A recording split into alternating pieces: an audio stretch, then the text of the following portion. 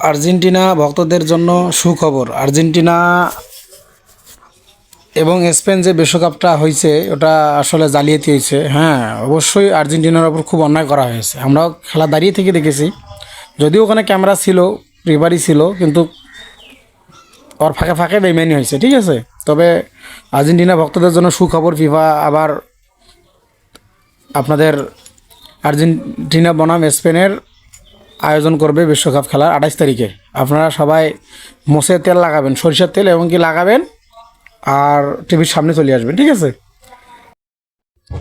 তবে এই নিউজটা হলো একটা ভুয়া নিউজ, বুঝছেন।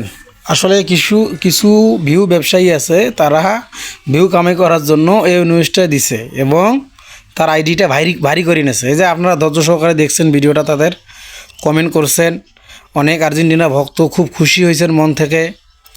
এত খুশি হওয়ার কোনো কারণ নেই। আসলে উনি নিউজটা বানাইছে ওনার ভিউ বাড়ে নেওয়ার জন্য, বুঝছেন। আর এবং তারপরে আবার আমাদের বাংলাদেশে আর্জেন্টিনার ভক্তর তো অভাব নাই, ঠিক আছে। যাই ভিডিওটা বানাইছে তার অনেক লাভ হয়েছে।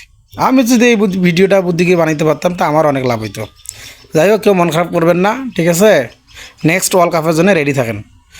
মনে করবেন নাজমুল আবিদিনের মতো করবেন, নাজমুল হোসেন পাপনের মতন বলবেন যে আমাদের হলো next world cup, next world cup, ঠিক আছে। মাথায় আপনাদের বুঝতে হবে সবসময় আমাদের টার্গেট কিন্তু next world cup, not this world cup.